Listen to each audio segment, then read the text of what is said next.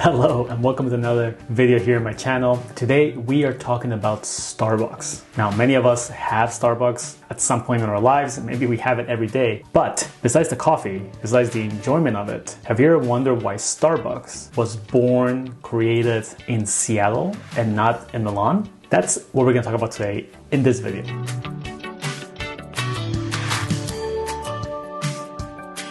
Hi there, my name is Ruben and I'm an expert in data and decision making. And I am fascinated by some of these decisions and how companies grow and not grow and where they come from and where they don't come from. And have helped companies take their data, take their insights and make better decisions with it. Now, Starbucks is a series of right decisions. Not everything worked well for Howard Schultz when he created a company, but nonetheless, coffee, especially the coffee that Starbucks sells, really comes from Milan. And yet, Starbucks wasn't born there. Howard Schultz, in fact, was inspired when he was in Milan to create an equivalent to what he was seeing there. The Italian bars, not unlike our bars, which are pubs, alcohol places, but in Italy, the bars are coffee places, what we call coffee shops. And he wanted to bring that concept back into the US, and that's what became Starbucks. So I have a few reasons why I believe Starbucks was really an American invention, why it could only be an American invention, and why it could really never be an Italian invention. Quick history of Starbucks. It was originally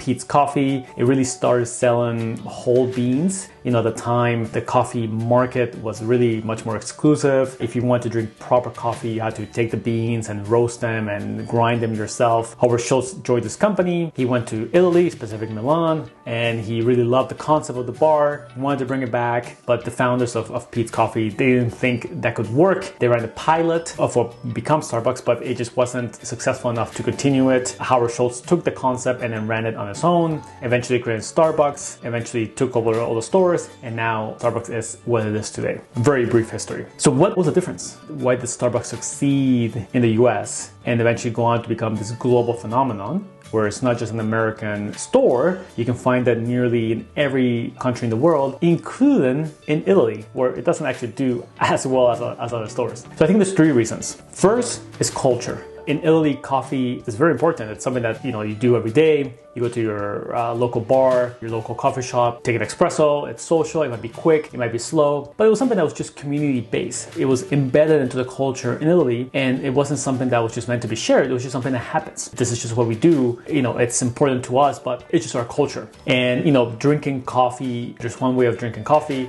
There's very specific types of coffee. So in Italy, coffee was just slightly different. Howard Schultz saw a different culture, a culture that could value in a slightly different way. But I think the Italian culture really wasn't as well suited for the creation of a Starbucks, for the creation of a chain. I just don't think it was something that made sense to an average coffee bar owner. Margaret Thatcher said that history shapes Europe while America is shaped by philosophy. Right? I think that she was referring to that in European countries like Italy. They're very much shaped by their history in the past and what kind of place or spot it gives them in the world, versus a country like America, created much later than European countries. They were shaped by a philosophy of what could be.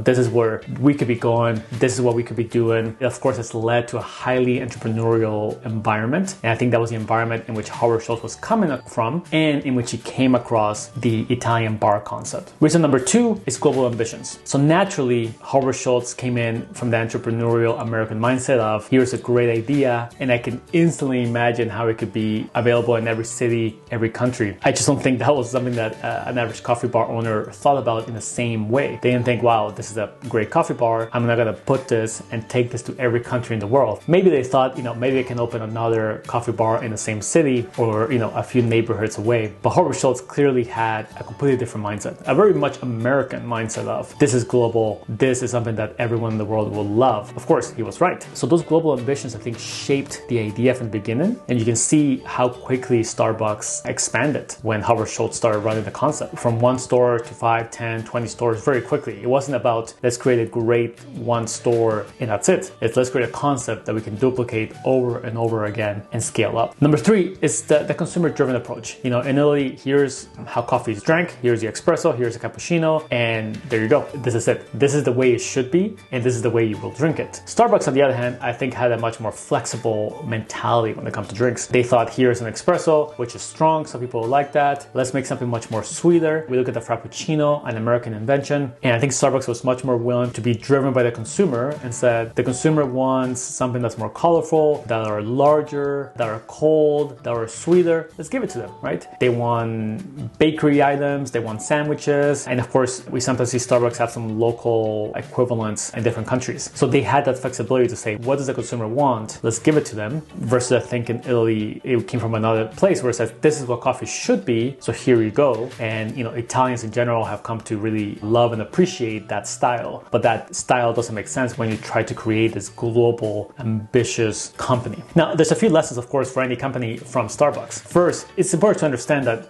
some things don't have natural laws. You could walk into Italy and think, well, this is the natural law of how coffee is drank. It's only prepared in this format. It's only drank in this setting. And here is the specific thing. But those are not natural laws. Those are just customs. So Howard Schultz was able to look beyond those customs and say, well, people will probably not drink espresso that way, but they might drink it this way. They might not drink coffee this way, but we can do it this. It might not be so strong here in America. We'll make it a little bit sweeter. Second, this value of not breathing your own exhaust. Howard Schultz, of course, he went to Italy, got out, talked to different people, and that gave him a whole different way. So companies trying to get some fresh air into how they're approaching things, how they're thinking about things. And third, of course, as the entrepreneurial mindset, the classic entrepreneurial story, Howard Schultz was fearless just in terms of building companies, trying new things, scaling up. So those are the things you want to think about as you try to find those lessons in your daily cup of coffee from Starbucks. And that is all I have for today. As always, make sure to like, subscribe in the video. In the description below, you'll find a few links that I think you will find helpful. There'll be a link to my first book, The Data Mirage. The book is out now since March 20 of this year, March 2021. You can find it anywhere where books are sold, Amazon, Barnes & Noble, Chapters, Kindle, it's all there. Second, there's a weekly newsletter, what I call the Growth Needle, where I share similar ideas like this in a written format, plus links to events and other things that are happening. It's completely free. I think you'll find it really helpful. And third, you'll find a link to my Twitter, where I've been posting similar ideas in a smaller format, a tweet. So all those links are in the description box below. And in the comment section below, let me know what you thought. Comments, questions, maybe you think there's different reasons why Starbucks was born in the US and not in Italy. I'd love to hear them. Talk soon.